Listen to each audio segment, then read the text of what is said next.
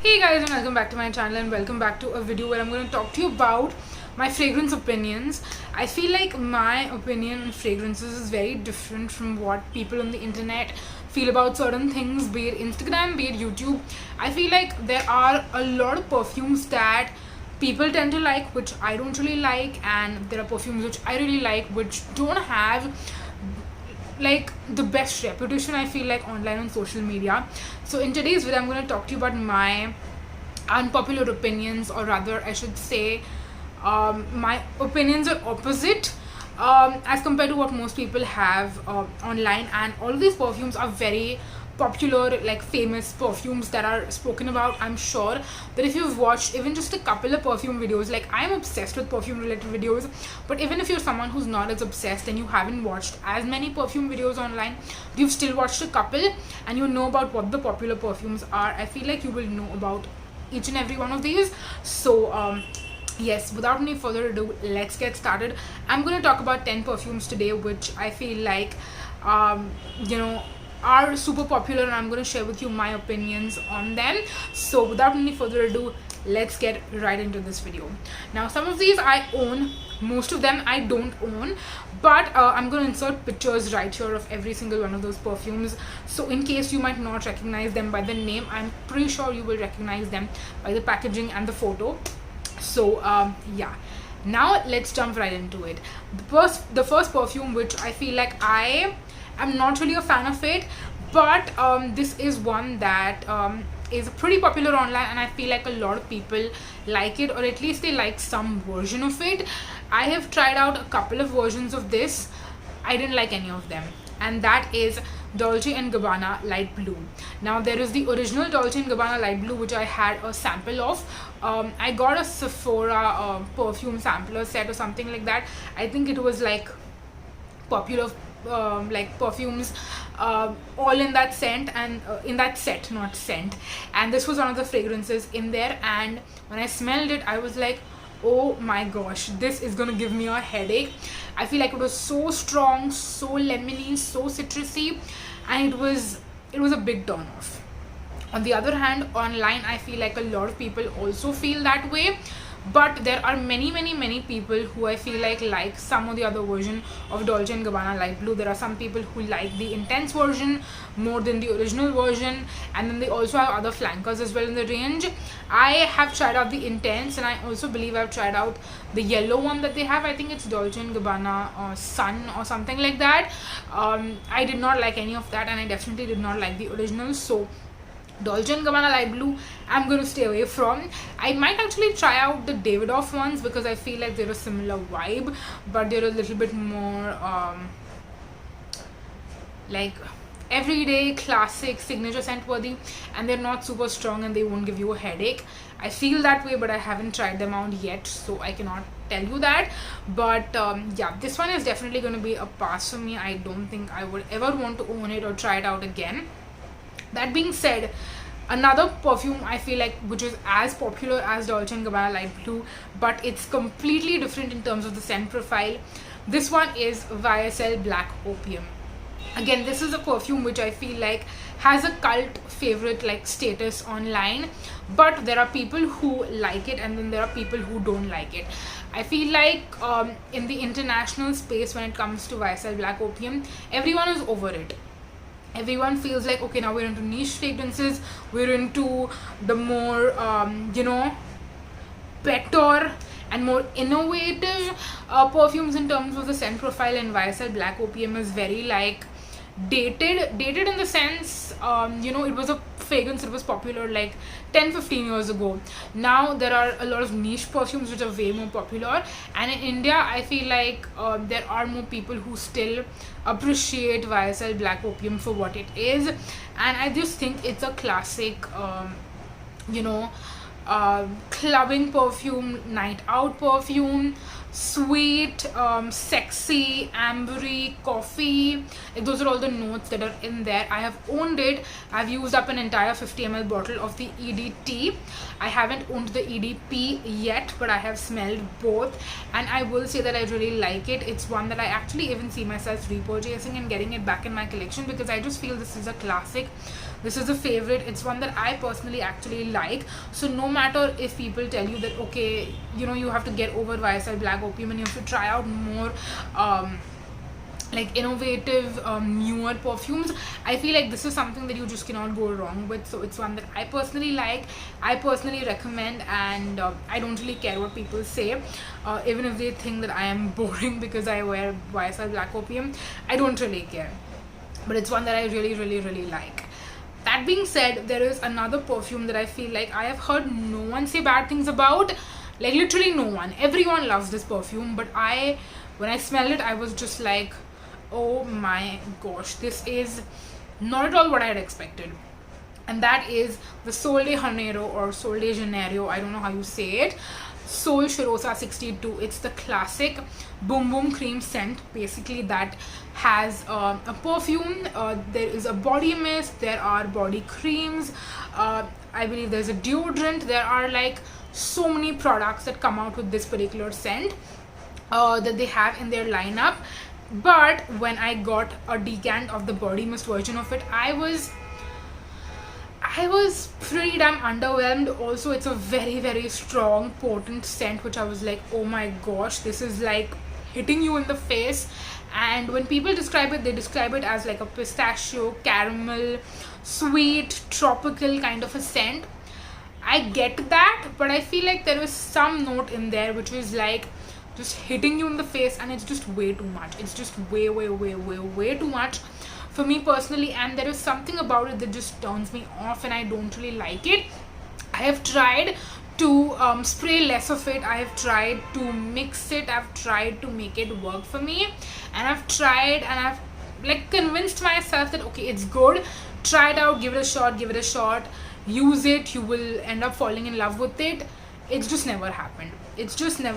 And now I've finally given up, and I'm like, this is just not gonna work for me.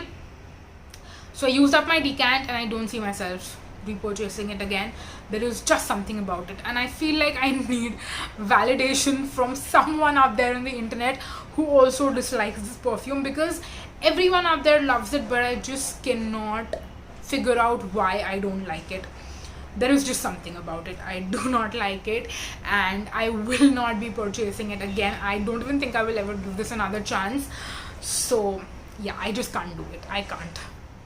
Moving on next to another fragrance which I feel like people either love it or hate it.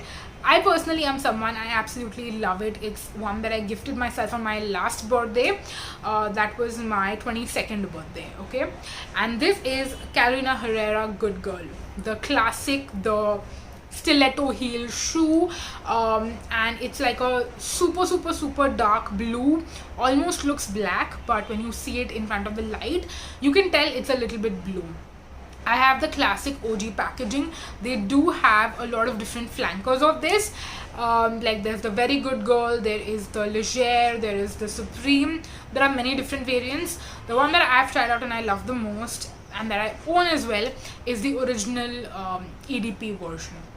Now this is one that, again, similar to YSL Black Opium, I feel like there are people who just feel like it's not you know, that revolutionary. It is one that is you know, it's been popular for a while, people have loved it, and now people are over it, and they want different kind of scents, they want more unique kind of fragrances, which I understand. But personally, I feel like this is still a pretty unique scent, because I haven't seen other perfumes. Like when I think about YSL Black Opium, I still feel like there are other perfumes that are like similar, but there is something about the Good Girl by Carolina Herrera that I feel like is unique, and there is no other fragrance out there in the market that is kind of similar to the OG Carolina Herrera.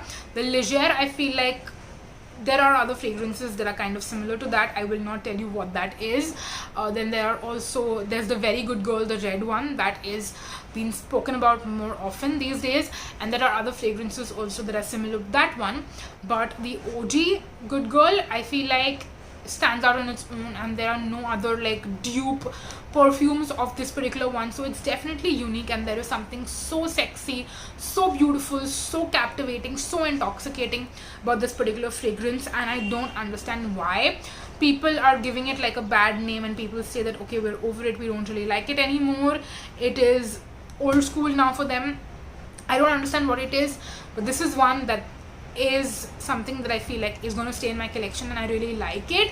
It's not one that I would wear every single day, but it's one that I have special memories with, and on special occasions I will definitely be wearing this particular scent. Moving on, next we have Nishane Ani. Now this is another very popular fragrance that I feel like so many people out there love. Of course, Nishane is a more like niche brand, so I feel like for that reason also this perfume gets a lot of attention, a lot of hype, because it's a more popular, easily available niche brand. But for me personally, I was excited because this was described as a vanilla fragrance to me, and when I think vanilla, I think sweet, warm, cuddly, cozy, smells amazing. But this one, I don't really smell your typical vanilla as much. It's more of a woody fragrance. It's more of something that's also unisex. It's more of something that is very smoky, woody, not like a cigar per se, but it's got that vibe going on with it, and it's something that I don't think suits my personality. I don't think it suits the kind of fragrances I like. In fact, it's the complete opposite of that. So for that reason, I don't really like this particular scent, even though people out there on the internet love it. But I feel like Nishane Ani is just not my vibe. It's one that I've owned a decant of, and then I ultimately ended up decluttering it because I was just like, I'm not gonna be wearing this. And I even spent like more than 1,000 on the decant, and it was a super small decant. So yeah, kind of felt wasteful for my money, but I still wanted to try it out, so I got it, and I ended up discovering that I don't like it. So there is that. Moving on next to another fragrance that I feel like people out there on the internet love to hate on it, but I love it so much. I've gone through an entire 100 ml bottle of this particular fragrance, and that is Viva Le Juicy by Juicy Couture. Again, this is one that people say, okay, this is such a juvenile scent. It reminds you of like your teenage years. No one who's older, like in their 20s or 30s, would want to wear this scent. I'm 23 now, and I still love it, and I don't want to grow older, because I feel like the older I grow, people will just judge me for wearing this particular scent. But I just love it so much that I will continue to wear it for as long as I possibly can. I might even like wear it and not tell people I'm wearing it, just because I don't want to get judged. That's how much I love this particular scent. It's a beautiful, again, it's not super warm, but it's got that like citrusy, bubblegummy, sexy, sweet scent. It might remind you of like Bath and Body Works or like Victoria's Secret, actually more than that, kind of like scents, you know, those warm, fruity, sweet scents, like very juvenile per se, but it's so beautiful. It's so freaking beautiful. By the way, I have to tell you, I hate how it doesn't last super long, but I don't mind it.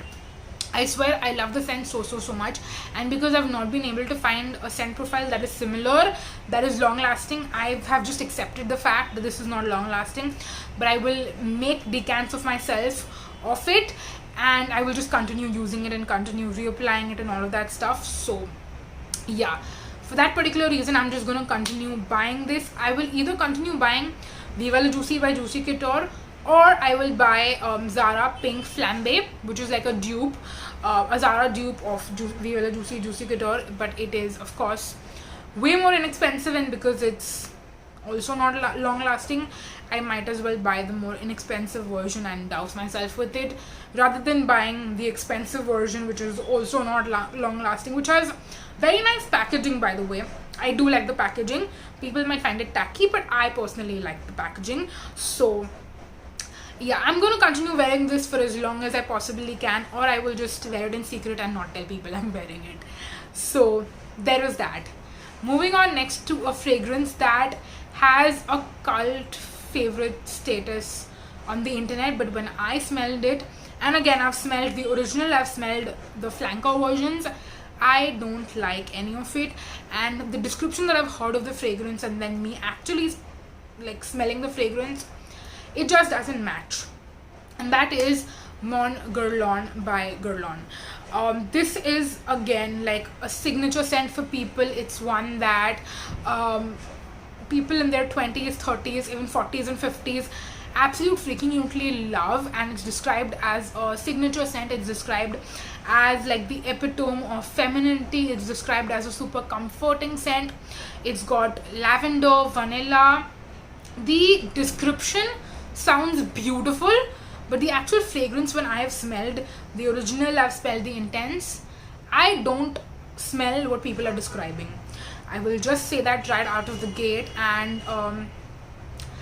I would want to love it, but I just did not see myself loving it. And again, because it is an expensive perfume, it's a designer perfume, it's Guerlain, I'm just like, if I don't like it, I don't care what the internet says.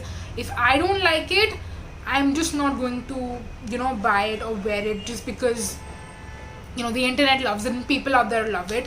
And it's one that, again, I feel like so many people love, that I wanted to love it really bad, but I just can't. I just cannot do that at all. Moving on, next, I feel like a similar fragrance to Guerlain Mon Guerlain. I don't want to say similar in terms of scent profile, but similar in terms of the price point, the packaging, the pristine luxury vibe. This one I love, and I feel like this is going to be my version of Guerlain Mon Guerlain, and I'll tell you why. The fragrance I'm talking about is Ellie Saab Girl of Now. Now this is another fragrance that has a lot of versions. There is the original, there is the Shine, there is the Forever. I have tried out the original, Forever, and I want to try out Shine. I don't know if I will like Shine or not, but the original, you guys, I love this perfume so much that it hurts to even love. It's very sweet, almond, pistachio. I think there is pistachio, but it's got the most delectable, yummy, delicious, like even thinking of it, it's so freaking delicious. And this is what I want my version of Mon Guerlain by Guerlain to be, because the Guerlain Mon Guerlain is described as like a signature motherly comforting scent that men would like their wife to smell like, kids would love their mom to smell like that. I want Ellie Saab Girl of Now to be that for me. When I get married someday, when I have kids, I want this particular scent to be my signature scent. And that's the reason I have been holding off for a pretty long time now to buy a full bottle of this. Like, it's not that expensive, which I do like. I could easily get a bottle of this for somewhere close to like 4,000, 5,000. It's pretty long lasting as well, and it's got a moderate projection and sillage.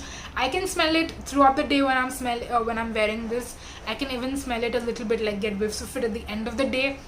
So I'm very happy with the longevity, but I want to associate this fragrance with a certain point in my life which I haven't reached yet. So I'm waiting to reach that point in my life, and when I hit that milestone and when I get there, like going to be married, probably engaged, and even after that, like when I am newly married or a little bit later in my journey, when I have, or I'm going to potentially have kids, like that is the time when I want to be wearing this particular scent. And because I'm not there yet, I'm not buying a full bottle right away, but I eventually will. I definitely will.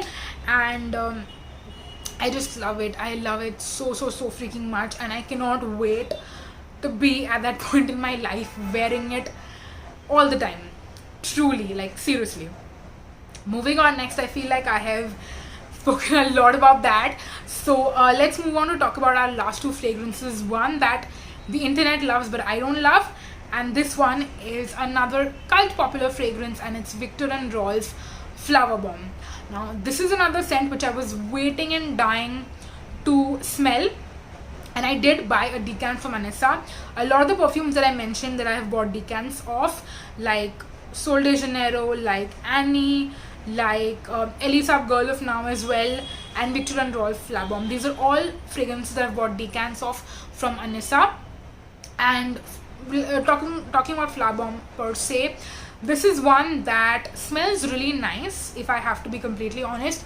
I do like it, but there is something about it, like there is that smoky sexy note in there. I don't know what it is that I like, but I don't love. It's one that I'm trying to really like, and I have a decant which I will continue wearing, probably like on night outs, clubbing, stuff like that.